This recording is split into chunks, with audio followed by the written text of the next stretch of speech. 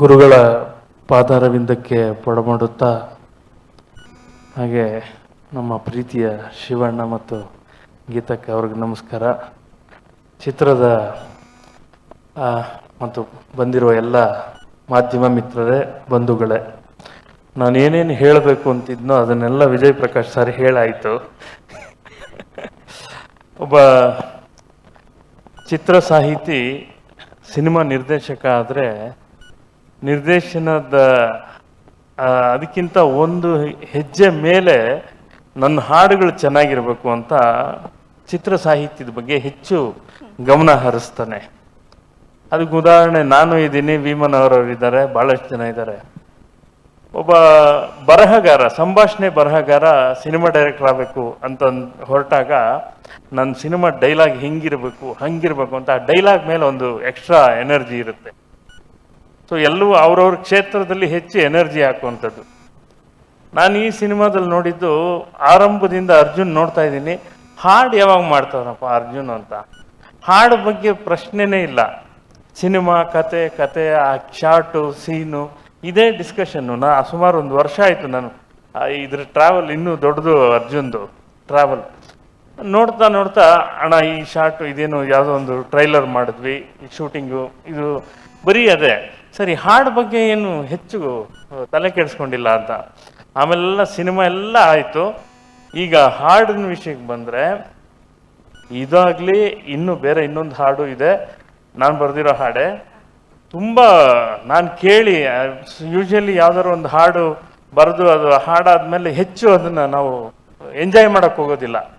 ಮತ್ತು ಬೇರೆ ಹಾಡು ಬರೆಯುವಾಗ ಅದೇನೋ ನಮ್ಮನ್ನು ಡಿಸ್ಟರ್ಬ್ ಮಾಡುತ್ತೆ ಅಂತ. ಬಟ್ ನಾನು ಕೇಳಿ ಆ ಹಾಡು ಕಳಿಸಿ ಅರ್ಜುನ್, ಹಾಡು ಕಳಿಸಿ ಅಂಥೇಳಿ ಕಳಿಸ್ಕೊಂಡು ಕೇಳಿ ಎಂಜಾಯ್ ಮಾಡಿದಂಥ ಹಾಡು 45 ಸಿನಿಮಾ ಹಾಡು.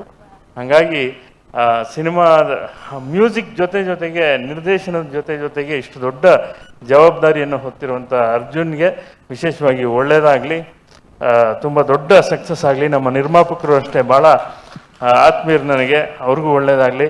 ಇನ್ನು ಚಿತ್ರತಂಡ ಭಾಳ ದೊಡ್ಡದಿದೆ. ಶಿವಣ್ಣವರು, ಉಪೇಂದ್ರ ಅವರು, ರಾಜ್ ಶೆಟ್ಟಿ ಅವರು, ಹೀಗೆ ಒಂದು ದೊಡ್ಡ ಕಲಾ ತಂಡ ಇದೆ. ಇಂಥ ಸಿನಿಮಾದಲ್ಲಿ ನಾನು ಹಿಂದೆ ಕೂಡ ಶಿವಣ್ಣವರ ಆಂಜನೇಯನ ಸಾಂಗು ಅಂದರೆ ಕಂಟಿನ್ಯೂಸ್ ಆಗಿ ಸುಮಾರು 15 ವರ್ಷದಿಂದ ನಾನೇ ಪ್ರಸನ್ನ ಶ್ರೀ ಆಂಜನೇಯ ಮತ್ತು ಭಕ್ತಿ ಸಿನಿಮಾದಲ್ಲಿ ಭಕ್ತಿ ಇದೆ ಅಂದರೆ ಅತಿ ಹೆಚ್ಚು ಈ ಒಂದು 2-3 ದಶಕಗಳಲ್ಲಿ ಅತಿ ಹೆಚ್ಚು ಹಾಡು ಬರೆದವನು ನಾನು.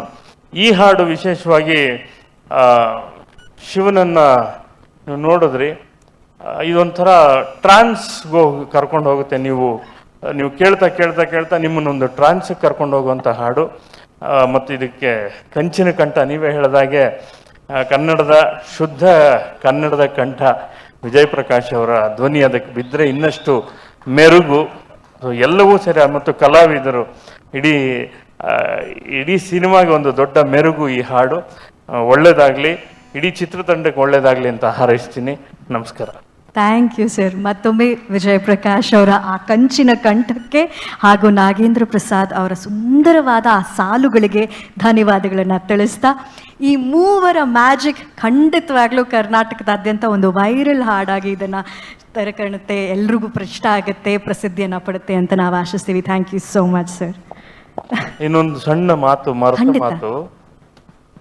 ಇಷ್ಟು ದೊಡ್ಡ ಸಿನಿಮಾ ನಿರ್ದೇಶನ ಇದೆಲ್ಲ ಮಾಡ್ತಾ ಈ ವರ್ಷದ ಅಂದರೆ 2024ನ most streamed song of India Arjun Janya compose ಮಾಡಿರೋದು, ನಾನು ಬರೆದಿರೋದು ಜೇನ ದನಿಯೋಳೆ. ಜಿಯೋ ಸಾವನ್ನಿಂದ ಇಡೀ ಇಂಡಿಯಾದಲ್ಲಿ ಮೋಸ್ಟ್ ಸ್ಟ್ರೀಮ್ಡ್ ಇದು. ಅಂದರೆ ಈ ಕೆಲಸದ ಜೊತೆ ಯಾವ ಸಿನಿಮಾನೂ ಬಿಟ್ಟಿಲ್ಲ, ಕೆಲಸ ಮಾಡ್ತಾ ಇದ್ದಾನೆ ಅಂತ. Thank you sir.